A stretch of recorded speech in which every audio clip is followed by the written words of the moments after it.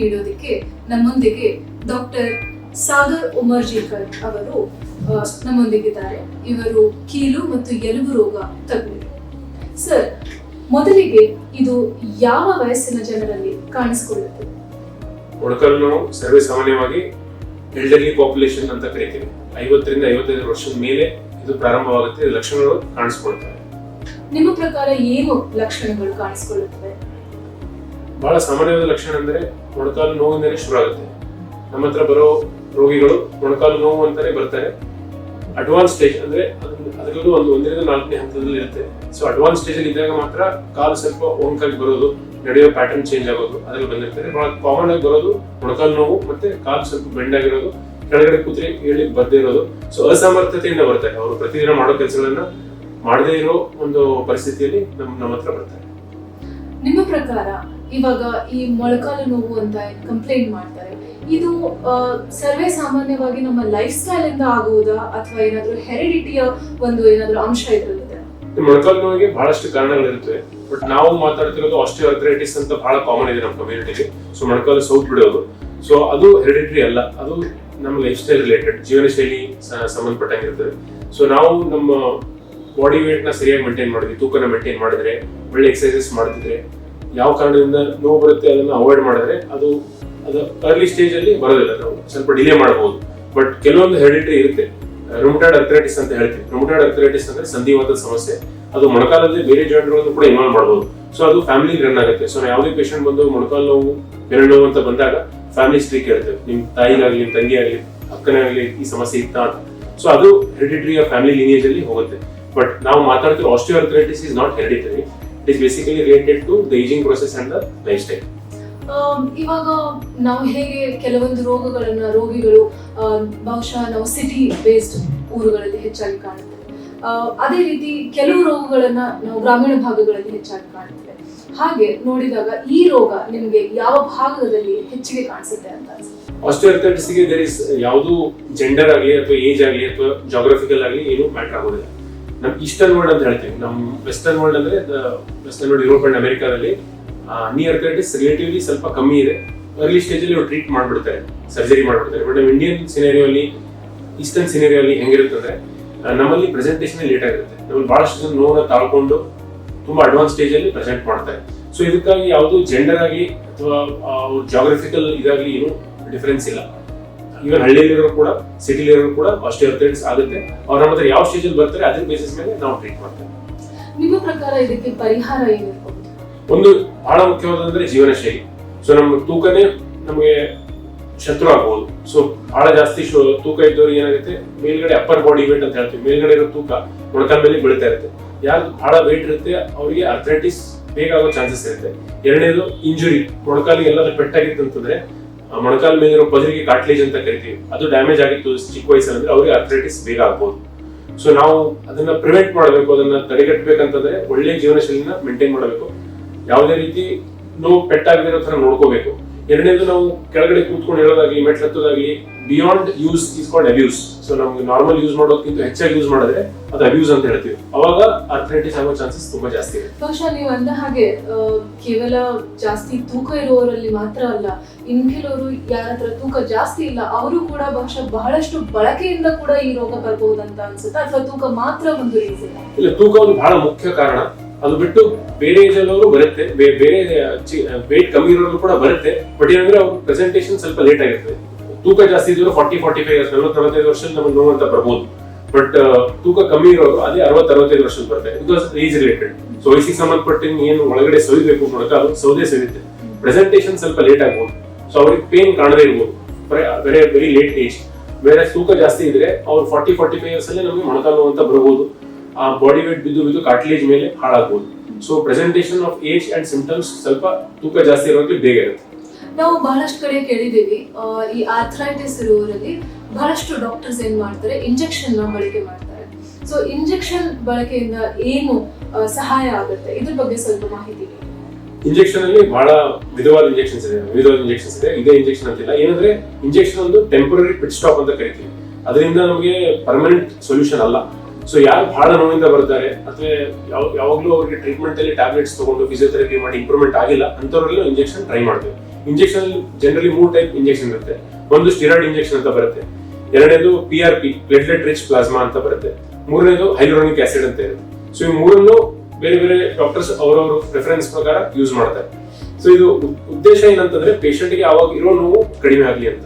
ಎರಡನೇದು progression of arthritis. ಈಗ ಬಹಳಷ್ಟು ಆರ್ಟಿಕಲ್ಸ್ ಅಂಡ್ ಪೇಪರ್ಸ್ ಅಲ್ಲಿ ರಿಸರ್ಚ್ ಅಲ್ಲಿ ಏನ್ ಬಂದಿದೆ ಅಂದ್ರೆ ಲೈಕ್ ಪ್ಲೇಟ್ಲೆಟ್ ರಿಚ್ ಪ್ಲಾಸ್ಮಾ ಮತ್ತೆ ಹೈಲುರಾನಿಕ್ ಆಸಿಡ್ ಯೂಸ್ ಮಾಡಿದ್ರೆ ಆರ್ಥರೈಟಿಸ್ ಅಡ್ವಾನ್ಸ್ಮೆಂಟ್ ಸ್ವಲ್ಪ ಕಮ್ಮಿ ಆಗುತ್ತೆ. ಸೊ ಸ್ಟೇಜ್ 2 ಇರೋದನ್ನ ಸ್ಟೇಜ್ 3 ಸ್ಟೇಜ್ 4 ಪ್ರೋಗ್ರೆಷನ್ ಸ್ವಲ್ಪ ಡಿಲೇ ಆಗುತ್ತೆ, ಲೇಟ್ ಆಗುತ್ತೆ ಅಂತ ಬಂದಿದೆ. ಸೊ ಇಂಜೆಕ್ಷನ್ ಪರ್ಮನೆಂಟ್ ಸೊಲ್ಯೂಷನ್ ಅಲ್ಲ, ಆಗ್ತಿರೋ ಬದಲಾವಣೆ ವಯಸ್ಸು ಜೊತೆ ಆಗೇ ಆಗುತ್ತೆ. ಅದನ್ನ ನಾವು ಸ್ವಲ್ಪ ಮುಂದೂಡಬಹುದು ಅಷ್ಟೇ, ಹೊರತಾಗಿ ಅದನ್ನ ತಡೆಗಟ್ಟಲಿಕ್ಕೆ ಆಗೋದಿಲ್ಲ. ಸೊ ಇಂಜೆಕ್ಷನ್ ಇಂದ ಪೇಷಂಟ್ ಗೆ ರಿಲೀಫ್ ಸಿಗುತ್ತೆ, ಲೈಫ್ ಸ್ಟೈಲ್ ಬೆಟರ್ ಆಗುತ್ತೆ, they can walk better and delay the surgery. So next 3 to 5 years ಅಲ್ಲಿ ಸರ್ಜರಿ ಮಾಡೋದು, 2 ಇಂಜೆಕ್ಷನ್ ತಗೊಂಡ್ರೆ they can delay the surgery. Pain ನ ತಾಳ್ಕೊಂಡು ಲೈಫ್ ಸ್ಟೈಲ್ ನ ಚೇಂಜ್ ಮಾಡಿಕೊಂಡು ಸರ್ಜರಿನ ಮುಂದೂಡಬಹುದು. ನಿಮ್ಮ ಪ್ರಕಾರ ಯಾವ ವಯಸ್ಸಿನಲ್ಲಿ ಈ ಸರ್ಜರಿ ಮಾಡಿಸ್ಕೊಂಡ್ರೆ ಒಳ್ಳೇದು ಅಂತ ಅನ್ಸುತ್ತೆ? ಯಾಕಂದ್ರೆ ವಯಸ್ಸಾದ ನಂತರ ಬಹಳಷ್ಟು ಸರ್ಜರಿಗಳು ಉಪಯೋಗಕ್ಕೆ ಬರಲ್ಲ ಅಂತ ಹೇಳ್ತಾರೆ, ಬಹುಶಃ ಅವರ ಶರೀರ ಅದಕ್ಕೆ ಒಳಗಡಿಸ್ಕೊಳ್ಳೋದಿಲ್ಲ ಅಂತ ಹೇಳ್ತಾರೆ. ಈಗ ಏನಂದ್ರೆ ಸರ್ಜರಿ ಆರ್ಥರೈಟಿಸ್ ಅಲ್ಲಿ 2 ಟೈಪ್ ಸರ್ಜರಿ ಬರುತ್ತೆ. ಒಂದು ವಯಸ್ಸು ಚಿಕ್ಕದಿದ್ದಾಗ, ವಯಸ್ಸು ದೊಡ್ಡದಿದ್ದಾಗ. ಸೊ 55-60 ಇಯರ್ಸ್ ಆದ್ಮೇಲೆ ನಾವು ಮಾಡೋದು ಮೊಣಕಾಲು ಬದಲಾವಣೆ, ಟೋಟಲ್ ನೀ ರಿಪ್ಲೇಸ್ಮೆಂಟ್ ಅಂತ ಹೇಳ್ತೀವಿ. ಅದೇ ಸ್ವಲ್ಪ relatively younger age, like 45 to 55 ಆ ರೇಂಜ್ ಅಲ್ಲಿ ಬಂದಾಗ ಅವ್ರಿಗೆ ಆರ್ಥರೈಟಿಸ್ ಜಾಸ್ತಿ ಇದೆ, ಕಾಲು ಜಾಸ್ತಿ ಸ್ವಲ್ಪ ಹೊಂಕಾಗಿದೆ ಅಂದ್ರೆ ಅವಾಗ ನಾವು ಹೈ ಟಿಬಿಯಲ್ ಆಸ್ಟಿಯೋಟಮಿ ಅಂತ ಮಾಡ್ತೀವಿ. ಉದ್ದೇಶ ಏನಂದ್ರೆ ನಮ್ಮ ಮೊಣಕಾಲು ವೇಟ್ ಕರೆಕ್ಟ್ ಜಾಗದಲ್ಲಿ ಬೀಳ್ಬೇಕು. ಅದು ತಪ್ಪು ಜಾಗದಲ್ಲಿ ಬಿದ್ದಾಗ ಆರ್ಥರೈಟಿಸ್ ಇನ್ನೂ ಹೆಚ್ಚಾಗುತ್ತೆ, ನೋವು ಇನ್ನೂ ಹೆಚ್ಚಾಗುತ್ತೆ, ಕಾಲು ಕ್ರಾಸ್ ಆಗ್ತಾ ಹೋಗುತ್ತೆ. ಸೊ ಅದಕ್ಕೆ ಹೈ ಟಿಬಿಯಲ್ ಆಸ್ಟಿಯೋಟಮಿ ಅಂದ್ರೆ ಅದರಲ್ಲಿ ಬದಲಾವಣೆ ಮಾಡೋದಿಲ್ಲ. ಸೊ ನಾವು ಒಂದು ಪ್ಲೇಟ್ ನ ಹಾಕ್ಬಿಟ್ಟು ವೇಟ್ ಡಿಸ್ಟ್ರಿಬ್ಯೂಷನ್ ಈವನ್ ಆಗಿ ಮಾಡ್ತೀವಿ. ಸೊ ಅದು ರಿಲೇಟಿವ್ಲಿ ಚಿಕ್ಕ ವಯಸ್ಸು, 45 to 55 ಮಾಡ್ತೀವಿ. 55 ಮೇಲೆ ನಾವು ಮೊಣಕಾಲು ಬದಲಾವಣೆ ಮಂಡೆ ಚಿಪ್ಪು ಬದಲಾವಣೆ ಅಂತ ಹೇಳ್ತೀವಿ, ಟೋಟಲಿ ರಿಪ್ಲೇಸ್ಮೆಂಟ್ ಮಾಡ್ತೀವಿ. ಈ ರಿಪ್ಲೇಸ್ಮೆಂಟ್ ಪ್ರಾಸೆಸ್ ನಲ್ಲಿ ಈಗ ನಾವು ಕೇಳ್ಪಟ್ಟಂಗೆ ಬಹಳಷ್ಟು ಪಾರ್ಟ್ಸ್ ಏನೋ ಪ್ರಾಬ್ಲಮ್ ಆದಾಗ ಅದನ್ನ ಕಂಪ್ಲೀಟ್ಲಿ ಹೊಸದೊಂದು ಪಾರ್ಟ್ ತಂದ್ಬಿಟ್ಟು ಹಾಕ್ತಾರೆ ಅಂತ ಹೇಳ್ತಾರೆ. ಹಾಗೇನಾದ್ರೂ ಈ ರಿಪ್ಲೇಸ್ಮೆಂಟ್ ಪ್ರೊಸೆಸ್ ಅಲ್ಲಿ ಆಗುತ್ತಾ ಅಥವಾ ಹೇಗೆ ಅಂತ? ಇಲ್ಲ, ಅದು ರಿಪ್ಲೇಸ್ಮೆಂಟ್ ಅನ್ನೋದು ಒಂದು ನೀವೇನ್ ಹೇಳ್ತಿದ್ದೀರಾ ಅದು ಒಂದು ಮಿತ್. ಬೇಸಿಕಲಿ ನಾವು ಕಂಪ್ಲೀಟ್ ಮೊಣಕಾಲನ್ನೇ ಬದಲಾಯಿಸ್ತೀವಿ, ಅದಲ್ಲ. ಸೊ ಯಾವ ಭಾಗ ಹಾಳಾಗಿರುತ್ತೆ, ಯಾವ ಪದರು ಹಾಳಾಗಿರುತ್ತೆ, ಕಾರ್ಟಿಲೇಜ್ ಡ್ಯಾಮೇಜ್ ಆಗಿರುತ್ತೆ, ಆ ಪದರನ ಮಾತ್ರ ನಾವು ಟ್ರಿಮ್ ಆಫ್ ಮಾಡ್ತೀವಿ. ಬೇಸಿಕಲಿ ಸರ್ಜರಿ ಮಾಡೋದೇನಂತಂದ್ರೆ 2 ಎಲುಬಿರುತ್ತೆ, ಫಿಂಗರ್ ಟಿಬಿಯಾ ಅಂತ ಬರುತ್ತೆ. ಸೊ ಆ ಯಾವ ಹಾಳಾಗಿರೋ ಭಾಗನ ಟ್ರಿಮ್ ಆಫ್ ಮಾಡಿ ಅದ್ರ ಮೇಲೆ ಮೆಟಲ್ ಪಾರ್ಟ್ಸ್ ಇರುತ್ತೆ. ಸೊ ಅದ್ರ ಮಧ್ಯೆ ಒಂದು ಪಾಲಿಥೀನ್ ಒಂದು ಪ್ಲಾಸ್ಟಿಕ್ ಲೇಯರ್ ಬರುತ್ತೆ. ಸೊ ಬೇಸಿಕಲಿ ಇನ್ನು 2 ಅಡ್ವಾಂಟೇಜ್ ಇದೆ ಸರ್ಜರಿಯಿಂದ. 2 ಪೇಷಂಟ್ ಗೆ ಸಹಾಯ ಆಗುತ್ತೆ. ಒಂದು, ಪೇಷಂಟ್ ಒಂಗಾಗಿರೋ ಕಾಲು ಸ್ಟ್ರೇಟ್ ಆಗುತ್ತೆ. ಎರಡನೇದು, ಪೇಷಂಟ್ ಗೆ ನೋವಿಂದ ನಡಿಬಹುದು. ಸೊ ಲೈಫ್ ಸ್ಟೈಲ್ ಸಿಗ್ನಿಫಿಕೆಂಟ್ ಆಗಿ ಇಂಪ್ರೂವ್ ಆಗುತ್ತೆ. ಸೊ ಪೇಷಂಟ್ ಡೆಫಿನೆಟ್ಲಿ ಬೆನಿಫಿಟ್ ಆಗುತ್ತೆ. ಸೊ ಬಹಳಷ್ಟು ಮಿತ್ ಇದೆ ಕಮ್ಯುನಿಟಿಗೆ, but one of the wonderful surgeries. ನಾವು ಕೇಳಿರೋ ಹಾಗೆ ಇವಾಗ ಬಹಳಷ್ಟು ಪೇಷಂಟ್ಗಳು ಇದ್ರ ಬಗ್ಗೆ ತುಂಬಾ ಭಯ ಪಟ್ಕೊಂಡಿದ್ದಾರೆ. ಆ ಭಯದಿಂದಲೇ ಅವರು ಆ ನೋವನ್ನ ಎಲ್ಲೋ ಒಂದ್ ಕಡೆ ತಾಳ್ಕೊಂತಾರೆ, ಎಲ್ಲೋ ಒಂದ್ ಕಡೆ ಮುಂದೋಡ್ತಾರೆ ಡಾಕ್ಟರ್ಸ್ ಹತ್ರ ಹೋಗೋದಕ್ಕೆ. ಯಾಕೆ ಈ ಭಯದ ವಾತಾವರಣ ನಮ್ಮ ದೇಶದಲ್ಲಿ ಜಾಸ್ತಿ ಇದೆ ಅಂತ ಅನ್ಸುತ್ತೆ? ಯಾಕಂದ್ರೆ ಇದು ನಾವು ಹೇಳ್ತೀವಿ ಟೋಟಲ್ ನೀ replacement should be once in a life time surgery. ಅಂದ್ರೆ ಜೀವನದಲ್ಲಿ ಯಾರೇ ಒಂದೇ ಸರ್ತಿ ಮಾಡ್ಕೊಳ್ಳುವಂತ ಸರ್ಜರಿ ಇರಬೇಕು. ನಮ್ಮ ಶತ್ರು ಕೂಡ 2ನೇ ಸರ್ತಿ ಆಗ್ಬಾರ್ದು. ಯಾಕಂದ್ರೆ 2ನೇ ಸರ್ತಿ ಮಾಡಿದಾಗ ಅದಕ್ಕೆ ಪೇಷಂಟ್ ಆಗೋ ಕಷ್ಟ ಬಹಳ ಜಾಸ್ತಿ ಇರುತ್ತೆ. ಸೊ ಕೆಲವೊಂದು ಸನ್ನಿವೇಶಗಳಲ್ಲಿ ಬಹಳಷ್ಟು ಜನ ಅವರು ಸುತ್ತಮುತ್ತ ಏನ್ ನೋಡಿರ್ತಾರೆ ಅಂದ್ರೆ ಇನ್ಫೆಕ್ಷನ್ ಆಗಿರುತ್ತೆ, ಮತ್ತೆ ಇಂಪ್ಲಾಂಟ್ ಫೇಲ್ಯೂರ್ ಅಂತ ಹೇಳ್ತೀವಿ, ಒಳಗಡೆ ಹಾಕಿರೋ ಮೆಟಲ್ ಫೇಲ್ ಆಗಿರುತ್ತೆ. ಹಂಗಿದ್ದಾಗ ಸ್ವಲ್ಪ ಭಯದ ವಾತಾವರಣ ಇರುತ್ತೆ. ಬಟ್ ಇದು ಸಕ್ಸಸ್ ಆಗೋ ಚಾನ್ಸಸ್ ತುಂಬಾ ಜಾಸ್ತಿ. ಸೊ 100 ಪೇಷಂಟ್ ಅಲ್ಲಿ ಮಾಡಿದ್ರೆ ಒಂದು 2 ರಿಂದ 5 ಜನರಿಗೆ ಫೇಲ್ ಆಗ್ಬೋದು. ಅದು ಬಹಳಷ್ಟು ಕಾರಣಗಳಿರ್ಬೋದು. ಆಸ್ಟಿಯೋಪೋರೋಸಿಸ್ ಅಂತ ಹೇಳ್ತೀವಿ, ಎಲುಬು ತುಂಬಾ ವೀಕ್ ಆಗಿರುತ್ತೆ. ಸೊ ನಾವು ಏನ್ ಪ್ಲೇಟ್ ಹಾಕಿದ್ರು ಕೂಡ ಸಿಂಕ್ ಆಗ್ಬಿಡುತ್ತೆ, ಜಾರ್ ಬಿಡುತ್ತೆ. ಸೊ ಬಹಳಷ್ಟು ಕಾರಣಗಳಿದೆ. ಬಟ್ ಜನರಿಗಿರೋ ಭಯ ಅದು ಒಪ್ಪುವುದು, ಬಟ್ ಅದರಿಂದ ಆಗೋ ಸಹಾಯನೇ ಜಾಸ್ತಿ. ಸೊ 95 ಜನ ಅದರಿಂದ ಬೆನಿಫಿಟ್ ಆಗುತ್ತೆ ಅಂತಂದ್ರೆ ಅದು ಡೆಫಿನೆಟ್ಲಿ ತುಂಬಾ ಒಳ್ಳೆ ಸರ್ಜರಿ. ಇನ್ನು ಮಿಕ್ಕಿದ 5% ಜನ ಎಲ್ಲಿ ಇದು ಫೇಲಿಯರ್ ಆಗುತ್ತಲ್ಲ, ಅಂತ ಸನ್ನಿವೇಶಗಳಲ್ಲಿ ನೀವು ಏನ್ ಮಾಡ್ತೀರಾ?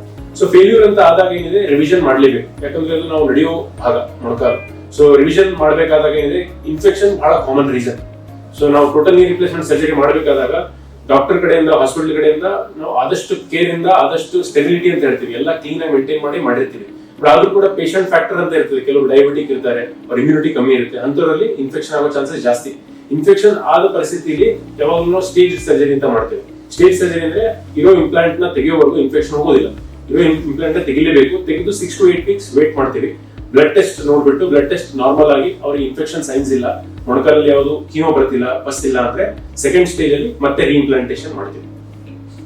ನಿಮ್ಮ ಪ್ರಕಾರ ಈಗ ಈ ಸರ್ಜರಿ ಒಳಗಾಗಿರುವ ಪೇಷಂಟ್ಸ್ ಸರ್ಜರಿಯ ನಂತರ ಏನೆಲ್ಲ ಪಾಲಿಸಬೇಕು? ಸರ್ಜರಿ ನಂತರ ಫಿಸಿಯೋಥೆರಪಿ, ರಿಹ್ಯಾಬಿಲಿಟೇಷನ್ ಬಹಳ ಮುಖ್ಯ. ಸರ್ಜರಿ ಉದ್ದೇಶ ಏನಂದ್ರೆ ಪೇಷಂಟ್ ಮತ್ತೆ ಮುಂಚೆ ಹೆಂಗಿದ್ರು ಆ ತರ ಆಕ್ಟಿವ್ ಆಗಿರ್ಬೇಕು ಅಂತ ಉದ್ದೇಶ. ಸೊ ಅವರು ವಾಲಿಬಾಲ್ ನಡಿಬಾರ್ದು, ಸ್ಟ್ರೇಟ್ ಆಗಿ ನಡಿಬೇಕು ಅಂಡ್ ತಮ್ಮ ಕೆಲಸನ ಇಂಡಿಪೆಂಡೆಂಟ್ ಆಗಿ ಮಾಡ್ಕೋಬೇಕು ಅನ್ನೋದು ಉದ್ದೇಶ. ಸೊ ಫಿಸಿಯೋಥೆರಪಿ ಬಹಳ ಮುಖ್ಯ. ಫಸ್ಟ್ 1 ಮಂತ್ ಹೆಂಗಿರುತ್ತೆ ಅಂತಂದ್ರೆ ಸೂಪರ್ವೈಸ್ ಫಿಸಿಯೋಥೆರಪಿ ಇರುತ್ತೆ. ಫಸ್ಟ್ ಸರ್ಜರಿ ಆದ್ಮೇಲೆ ಹೊಲಿಗೆ ತೆಗೆಯೋದು 1-2 ವಾರ ಆಗುತ್ತೆ. ಅಲ್ಲಿವರೆಗೂ ಫಿಸಿಯೋಥೆರಪಿ ಮಾಡಿಸ್ತಾ ಇರ್ತಾರೆ. ಅವ್ರು ಹೇಳ್ಕೊಟ್ಟಿರ್ತಾರೆ, ಎಕ್ಸರ್ಸೈಸ್ ಮಾಡೋದಿರುತ್ತೆ. ಅದಾದ್ಮೇಲೆ ಮನೇಲಿ ಹೇಳ್ಕೊಟ್ಟಿರೋ ಎಕ್ಸರ್ಸೈಸ್ ನ ಅವ್ರು ಕಂಟಿನ್ಯೂ ಮಾಡಬೇಕು. ಫಸ್ಟ್ 1 ಮಂತ್ ಜನರಲಿ ವಾಕರ್ ಇಂದ ನಡಿಬೇಕು. ಸೊ ಬಹಳ ಕೇರ್ಫುಲ್ ಆಗಿ ನಡಿಬೇಕಾಗುತ್ತೆ, ಯಾಕಂದ್ರೆ ಒಳಗಡೆ ಮೆಟಲ್ ಇಂಪ್ಲಾಂಟ್ ಇರುತ್ತೆ, ಅದ್ರ ಸುತ್ತಮುತ್ತ ಇರೋ ಬೋನ್ ವೀಕ್ ಇರುತ್ತೆ. ಸೊ ಅವರು ಜಾಗೃತಿಯಿಂದ ನಡೆದು ಜೊತೆಗೆ ಅಟೆಂಡರ್ ಯಾರಾದ್ರೂ ಅವಾಗ ಇರ್ಬೇಕಾಗುತ್ತೆ. ಸೊ ಇದೆಲ್ಲ ಪಾಲಿಸ್ಕೊಂಡು 1 ಮಂತ್ ಆದ್ಮೇಲೆ ಇವೆಂಚುಲಿ ಸ್ಟಿಕ್ಕಿಗೆ ಶಿಫ್ಟ್ ಆಗ್ತಾರೆ. ಸ್ಟಿಕ್ಕಿಗೆ ಶಿಫ್ಟ್ ಆದ್ಮೇಲೆ ಇನ್ನೂ ಅಗ್ರೆಸಿವ್ ಆಗಿ ಫಿಸಿಯೋಥೆರಪಿ ಮಾಡಬಹುದು, ಎಕ್ಸರ್ಸೈಸ್ ಮಾಡಬಹುದು. ಸೊ ಮೊಣಕಾಲ್ ಬೆಂಡ್ ಮಾಡೋದೇನಿದೆ ಅದು ಒಂದೇ ಸತಿಗೆ 120-140 ಡಿಗ್ರೀಸ್ ಅಂತ ಜಾಸ್ತಿ ಬರೋದಿಲ್ಲ. ಅದನ್ನ ಸ್ಟೇಜ್ ಮ್ಯಾನರ್ ಅಲ್ಲಿ week by week, month by month ಜಾಸ್ತಿ ಮಾಡಬೇಕು. ಸೊ ಅದಕ್ಕೆ supervise physiotherapy for first 1 month, ಅದಾದ್ಮೇಲೆ ಅವ್ರು ಸ್ವಂತ ಮಾಡೋ ಫಿಸಿಯೋಥೆರಪಿ, ಸೀರಿಯಲ್ ಫಾಲೋ ಇದೆಲ್ಲನೂ ಮುಖ್ಯ ಆಗುತ್ತೆ. ಕೇವಲ ನಡೆಯುವುದರಲ್ಲಿ ಮಾತ್ರವಲ್ಲ ಅಥವಾ ಫಿಸಿಯೋಥೆರಪಿದಲ್ಲಿ ಮಾತ್ರವಲ್ಲ, ಅವ್ರು ಏನಾದ್ರು ಡಯಟ್ ಅನ್ನು ಕೂಡ ಏನಾದ್ರು ಫಾಲೋ ಮಾಡ್ಬೇಕು. ಡಯಟ್ ಏನಾದ್ರು ಪ್ರತಿ ನಾವು ಏನು ಆಪರೇಷನ್ ಮಾಡದಿದ್ದಾಗ ಕೂಡ ಈ ಇನ್ಸ್ಟ್ರಕ್ಷನ್ಸ್ ಕೊಡ್ತೀವಿ, ಅದನ್ನ ಫಾಲೋ ಮಾಡಲೇಬೇಕು. ಜೀವನ ಶೈಲಿ ಬದಲಾವಣೆ ಆಪರೇಷನ್ ಆದ್ಮೇಲೆ ಕೂಡ ಬಹಳ ಮುಖ್ಯ. ಅವ್ರ ವೇಟ್ ಮೇಂಟೈನ್ ಮಾಡೋದಾಗಿರ್ಬೋದು, ಡಯಟ್ ಇಂದ ವೇಟ್ ಮೇಂಟೈನ್ ಮಾಡೋದಾಗಿರ್ಬೋದು, ಅವ್ರು ಮಾಡ್ತಿರೋ ಎಕ್ಸರ್ಸೈಸಸ್, ಫಿಸಿಕಲ್ ಆಕ್ಟಿವಿಟಿ ಇರ್ಬೋದು, ಅದನ್ನೆಲ್ಲ ಅವ್ರು ಪಾಲಿಸಲೇಬೇಕು. ಸರ್ಜರಿ ಆದ ತಕ್ಷಣ ಫುಲ್ ಪ್ರೂಫ್ ಸೊಲ್ಯೂಷನ್ ತರ ಅವರು ಮತ್ತೆ ಏನಾದ್ರು ಮಾಡಬಹುದು ಹಂಗಿರೋದಿಲ್ಲ. ಸೊ ಅವ್ರು ತಮ್ಮ ಬಾಡಿ ವೇಟ್ ನ ಮೇಂಟೈನ್ ಮಾಡಲೇಬೇಕು, ಯಾಕಂದ್ರೆ ಆ ವೇಟ್ ಮತ್ತೆ ಬೀಳೋದೇ ಅದೇ ಇಂಪ್ಲಾಂಟ್ ಮೇಲೆ. So they have to maintain their body weight, definitely control their diet and improve their activity because now they'll be more physically active. ವೀಕ್ಷಕರೇ, ಮುಂದುವರೆದ ಇಂದಿನ ವೈಜ್ಞಾನಿಕ ಹಾಗೂ ತಾಂತ್ರಿಕ ಜಗತ್ತಿನಲ್ಲಿ ಆಪರೇಷನ್ ಮಾಡಿಸಿಕೊಳ್ಳುವುದು ಮಾಡುವುದು ಎರಡೂ ಸರಳ. ಆದರೆ ಅದರ ಮುಂದಿನ ಹೆಜ್ಜೆ ಏನು ಅಂದ್ರೆ, ನಾವು ನಮ್ಮ ತಜ್ಞರು ಹೇಳಿದ ಪ್ರತಿಯೊಂದು ಸಲಹೆ ಮತ್ತು ಸೂಚನೆಯನ್ನು ಅಚ್ಚುಕಟ್ಟಾಗಿ ನಿಭಾಯಿಸುವುದು. ಇದನ್ನ ಮಾಡಿದ ನಂತರ ನಾವು ಸರಳವಾಗಿ, ಸುಗಮವಾಗಿ ಜೀವನ ಸಾಗಿಸಬಹುದು ಅಂತ ನಮ್ಮ ತಜ್ಞರು ತಿಳಿಸ್ಕೊಟ್ಟಿದ್ದಾರೆ. ಅದಕ್ಕೆ ತುಂಬಾ ಧನ್ಯವಾದಗಳು.